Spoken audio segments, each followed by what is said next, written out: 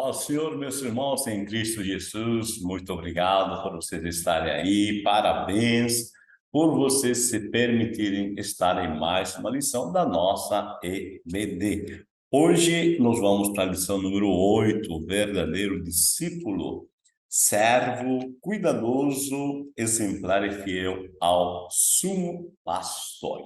Essa é a nossa lição de hoje.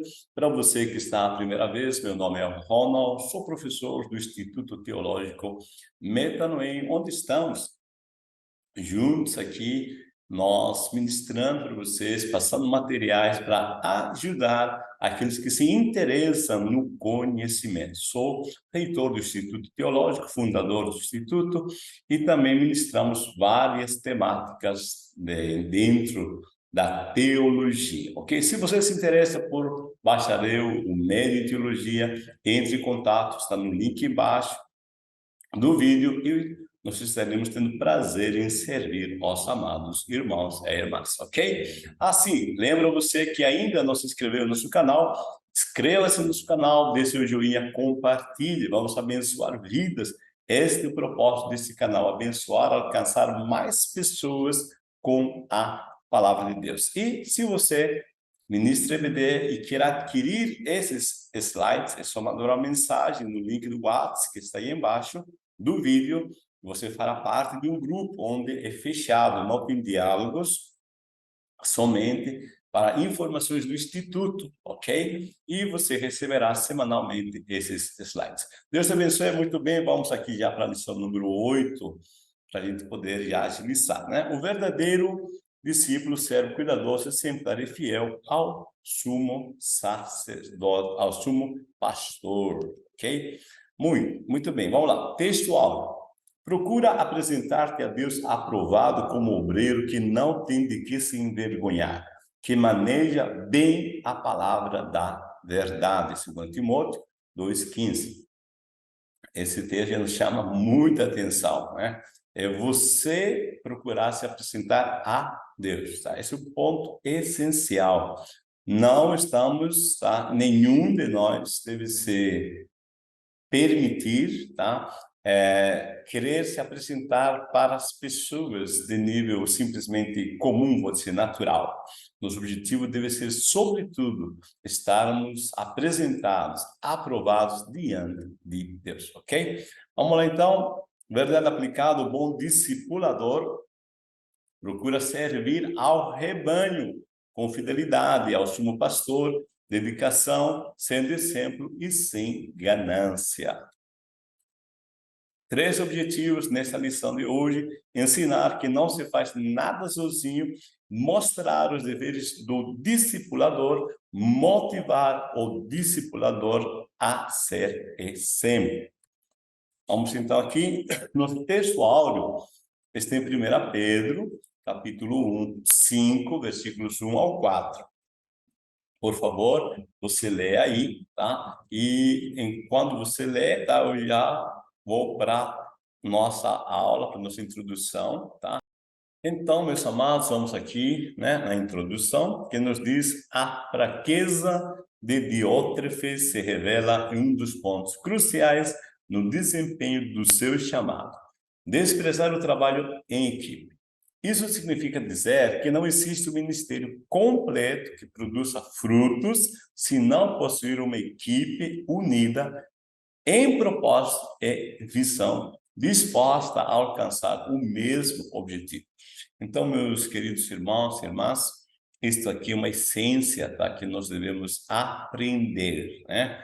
Que ninguém, tá, nenhuma pessoa, nenhuma organização conseguirá ir além, tá? Se sobressair, tá? Conquistar grandes projetos, ou mesmo pequenos projetos, se despreza o trabalho em equipe.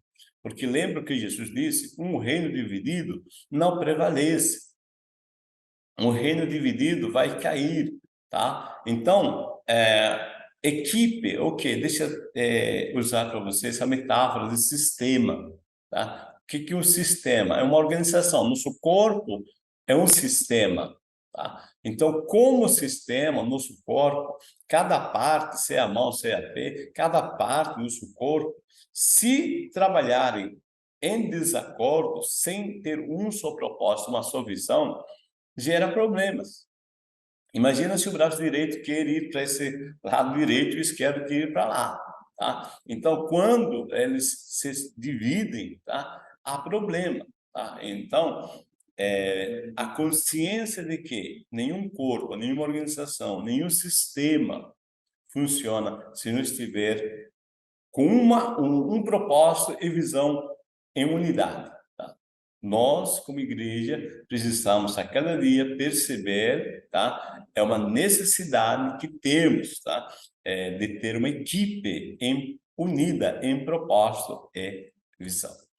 Bom, vamos aqui para o ponto 2, né? No 2, nós temos, tá? Aliás, no 1, né? Trabalhar em equipe, tá? Que, primeiro subponto, discipuladores saudáveis, discipuladores produtivos e discipuladores confiáveis. Esses 3 subpontos nós temos aqui.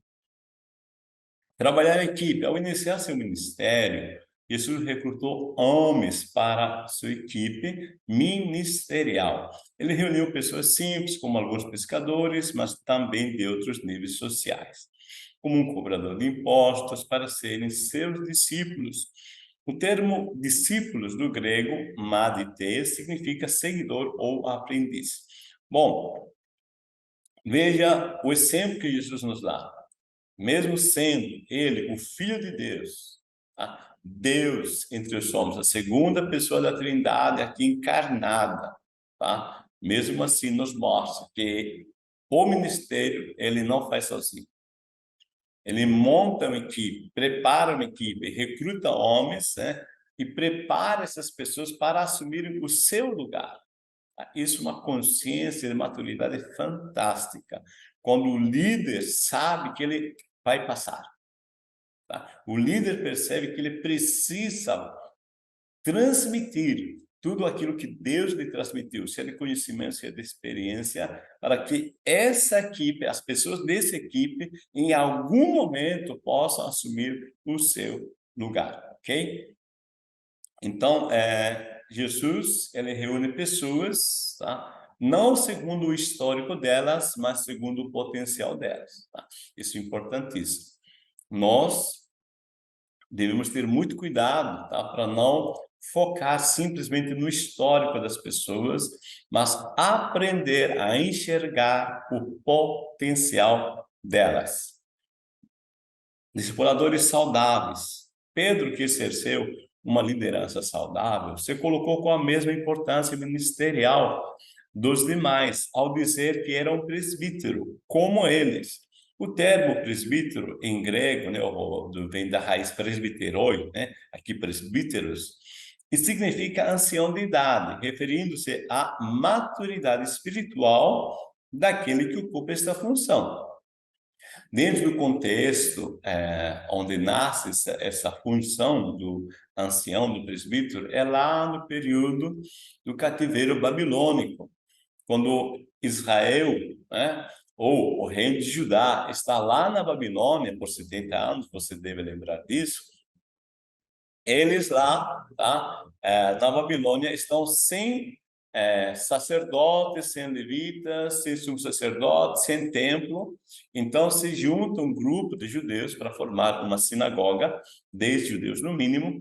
E quem que é o líder? É o ancião, o mais experiente, tá? Então aí aparece o termo presbiteroi na história. Então, referindo-se então à maturidade espiritual daquele que ocupa esta função. Diótrefes era imaturo e inseguro. Ao contrário de Gaio, chamado por João de amado, pois acolhia os irmãos com amor. Então, quem é líder, tá? Ele sabe, né, acolher pessoas, tá? Ele sabe ensinar as pessoas mais por comportamentos, por postura, tá? Do que meras palavras, né?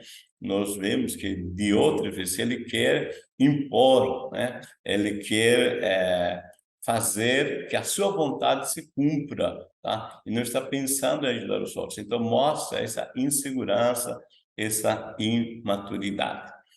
Discipuladores produtivos. O verdadeiro discípulo de Cristo precisa estar seguro em si e principalmente em Deus, disposto a fazer discípulos melhores, sem que isso possa criar sentimentos egoístas. Jesus não se sentia ameaçado por seus discípulos, mas os estimulava a fazer as obras maravilhosas com ele. Veja, meus queridos irmãos, quando a gente está falando aqui, o verdadeiro discípulo de Cristo precisa estar seguro em si, e principalmente em Deus, e disposto a fazer discípulos melhores. O propósito, tá, de um mestre, tá, é investir nos seus discípulos.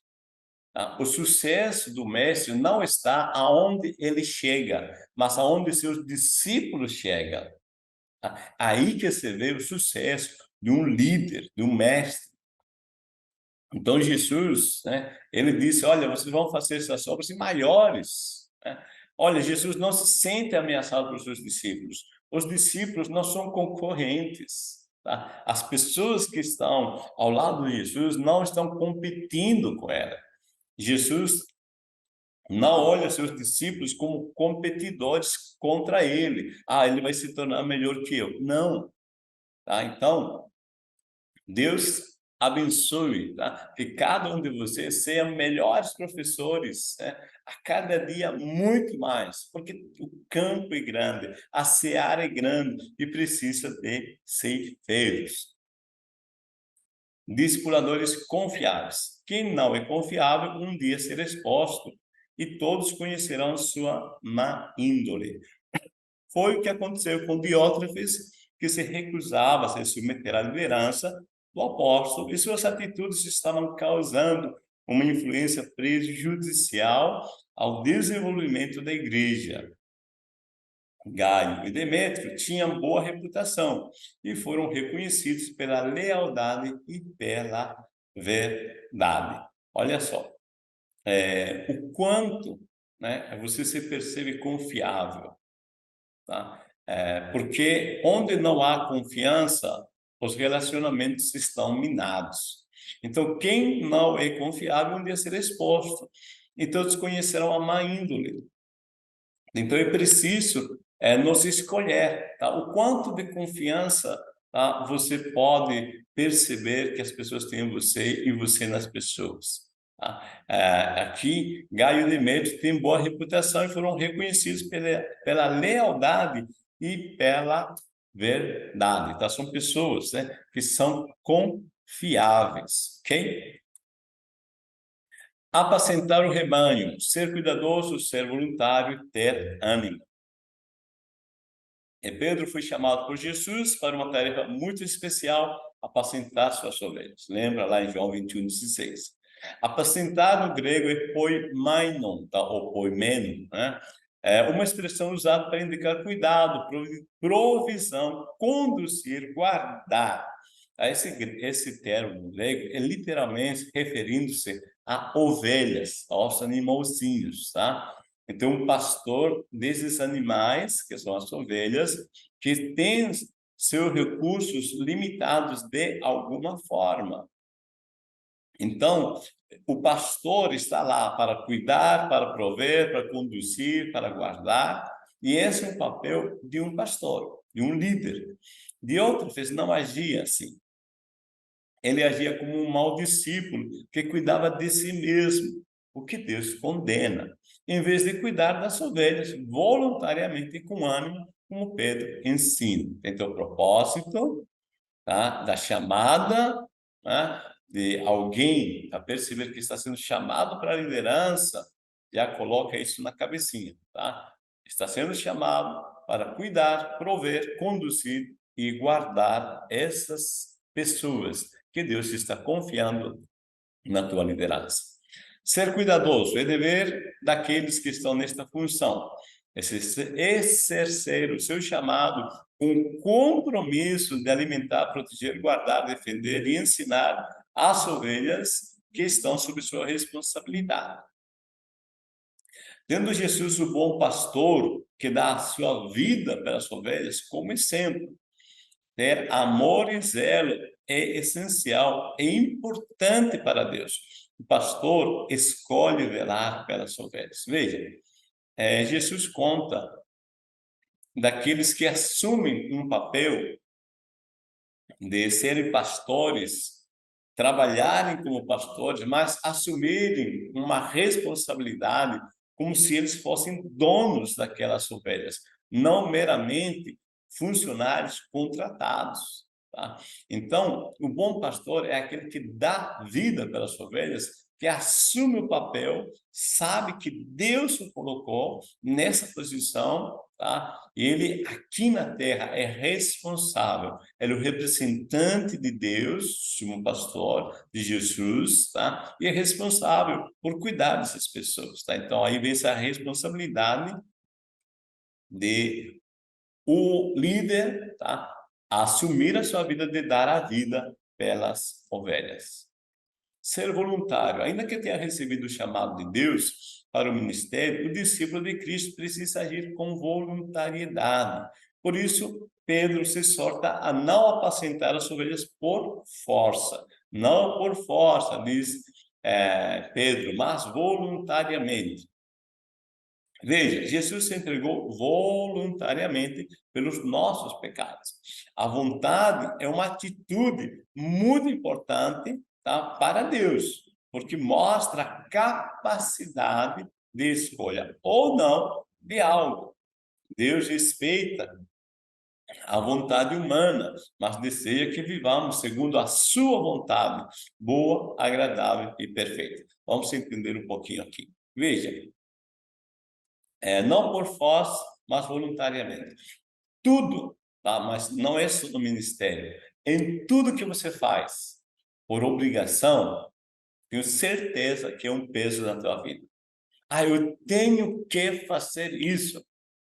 Tá? Quando a pessoa se percebe que tem que, tá? Traz um peso sobre si. Agora, quando a pessoa escolhe, é voluntário. Eu decido viver segundo a vontade de Deus. Tá? Eu decido procurar conhecer qual a boa vontade agradável e perfeita de Deus. Então, quando há uma escolha, tá? Quando você escolhe viver esse ministério, tenho certeza que vai ser leve. Muitas pessoas fazem do ministério algo pesado porque se sentem obrigadas, tá? Quando deveriam perceber que é uma escolha, que Deus os chamou segundo o seu propósito. 2.3, ter ânimo. O caráter de Diótrefes o impedia de ser um verdadeiro discípulo, pronto a atender os anseios do rebanho. O ânimo é frequentemente evocado por Deus aos homens, para deixá-los prontos a cumprir suas tarefas. Lembra que Deus fala com Josué, né? Tem bom ânimo. Acho muito bonito quando alguns autores teólogos eles afirmam que a palavra tem bom ânimo, tá? Ou sinônimos existe 365 vezes na Bíblia, ou seja, um para cada dia. Tem bom ânimo. Amanhã de novo, tem bom ânimo, ok? Jesus também exortou seus discípulos para que tivessem ânimo.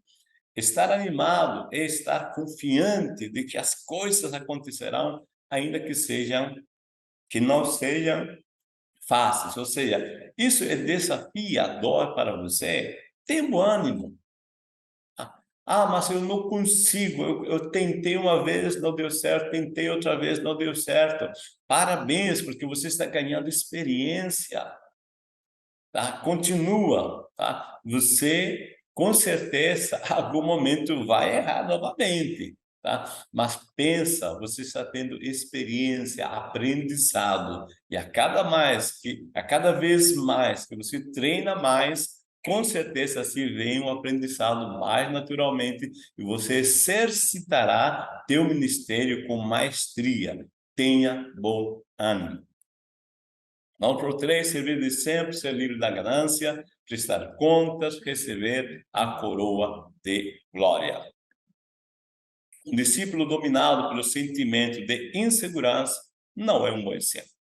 Diótrefes escondia sua fraqueza, agindo com forte domínio sobre os irmãos daquela igreja local, o que Pedro claramente condena em sua carta. É uma pena, tá, que Diótrefes tenha escolhido agir assim, tá, como tendo domínio, né, sobre aquela igreja que não pertence a ele, mas a Deus, tá? Mas isso demonstra nada mais que a sua insegurança. Pessoas inseguras tentam impor, movidos pela posição, tá? Pelo poder, mas não têm autoridade. Nossas lições anteriores falamos dessa diferença do poder e autoridade. Está todas as lições aí no canal, é só você ver, tá? Onde nós delineamos, colocamos os dois pontos, tá? Entre poder e autoridade. Então, melhor é servir de exemplo. Ser livre da ganância. O termo ganância, no original, significa avidez pelo lucro ilegítimo. O caráter de Diótrefes estava contaminado por sua fraqueza, sede de poder, egoísmo, maldade, rebeldia, desrespeito às autoridades eclesiásticas e ganância. Veja, esse desejo profundo que ele tem, tá, de algo, mas esse algo ele quer conquistar de uma forma ilegítima. Ele queria tirar proveito da obra de Deus, colocando-se como prioridade em tudo, agindo contrariamente ao que Jesus ensinou, que quem quiser ser o primeiro deverá antes ser o último. Judas, por ganância, perdeu sua própria vida. Meus queridos irmãos, tudo que foi escrito foi para o nosso ensino que foi escrito. Então você vê um resultado de Judas. Judas conseguiu fracassar no seu ministério porque ele decidiu, tá, viver movido pelo lucro ilegítimo. Já Pedro também errou. Tá? Pedro negou o mestre, blasfemou de Jesus, mas ele escolheu, tá, ser humilde, tá? Depender, tá, daquilo que o Senhor Jesus disse. Tá? Então, é muito importante a gente olhar, tá, o que está movimentando a nossa vida, que sentimentos, tá? O que você valoriza, porque o resultado da tua vida é fruto daquilo que você valoriza. 3.2, prestar contas. Diótrefes não prestava contas de seu ministério, a seu líder, o apóstolo João. Aliás, nem o recebia. Ele tinha um espírito independente, esquecendo-se de que o reino de Deus funciona sobre o princípio da hierarquia. Olha que eu acrescentei, tá? Hierarquia natural. Quem viola a hierarquia natural viola a disciplina, igualmente exigida por Deus. Diótrefes deveria reconhecer e honrar aqueles que estavam presidindo sobre ele, no caso de João. Veja, existe diferença entre hierarquia natural e hierarquia imposta, tá? Hierarquia natural é isso que você tem no teu sistema do teu corpo. A tua mão obedece naturalmente à cabeça. Tá? Não há nenhum questionamento, não é a cabeça que impõe, isso é natural. Então, quando um líder ele conquista a sua liderança, sua autoridade, as pessoas vão querer servir a ele naturalmente assim. Tá? Mas enquanto alguém queira ter uma hierarquia imposta, fundamentada simplesmente no cargo, na posição, tá? Essa pessoa, lamentavelmente, a longo prazo, vai perder seus liderados, porque ninguém suporta por muito tempo, tá, uma hierarquia imposta. Receber a coroa de glória, a recompensa para os verdadeiros discípulos que honram seus chamados. Pedro encerra sua palavra dizendo: e quando aparecer o sumo pastor, alcançareis a incorruptível coroa de glória. Este cuidado com vidas que pertencem ao Senhor nos remete a Mateus 24, 45, 51, as parábolas dos servos, né?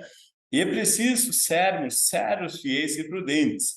Breve o Senhor virá. Bom, vamos entender aqui quando Pedro disse, né? E quando aparecer o sumo pastor, alcançareis a incorruptível coroa de glória. Veja o que Pedro está dizendo. Você é pastor? Parabéns, mas tem um pastor acima de você, que é Jesus Cristo. Tá? Se você, tá, não sabe, né, liderar, cuidar, proteger, direcionar, discipular os teus liderados, tá? Você vai prestar contas a alguém que é superior a você. Você não está no último degrau, tá, da pirâmide da autoridade. Não, não. Tá? Existe alguém superior. Então, isso deve nos fazer pensar. O sumo pastor, tá? Ele vai vir e nós, todos os líderes, vão prestar conta da sua liderança. Por consequência, nós devemos ter cuidado, devemos ser fiéis, o máximo possível se esforçar, tá? E ser prudentes, tá? Porque em algum momento todos nós erramos, tá? Se você, mais uma vez, tá? Se você não conquistou aquilo que queria, da forma que você queria, no tempo que você queria, fica tranquilo, tá? Reinicie o processo, veja o que precisa ser melhorado e vá novamente e vai ganhando experiência, aprendizado e tenho certeza que você fará melhor a cada vez, ok? Muito bem, ensinamos que não se faz nada sozinho, mostramos os deveres do discipulador e motivamos o discipulador a ser exemplo. Meus queridos irmãos, minhas irmãs, Deus os abençoe. Muito obrigado pela vossa presença. Aí, parabéns por você se permitir estar aí para aprender. Lembro a vocês, deixe seu like, compartilhe pelo menos com 5 pessoas e vamos expandir esta palavra, vamos evangelizar o mundo e vamos treinar mais pessoas mediante essas videoaulas, que é uma ferramenta para você. Deus te abençoe, a paz do Senhor Jesus e uma boa EBD para você.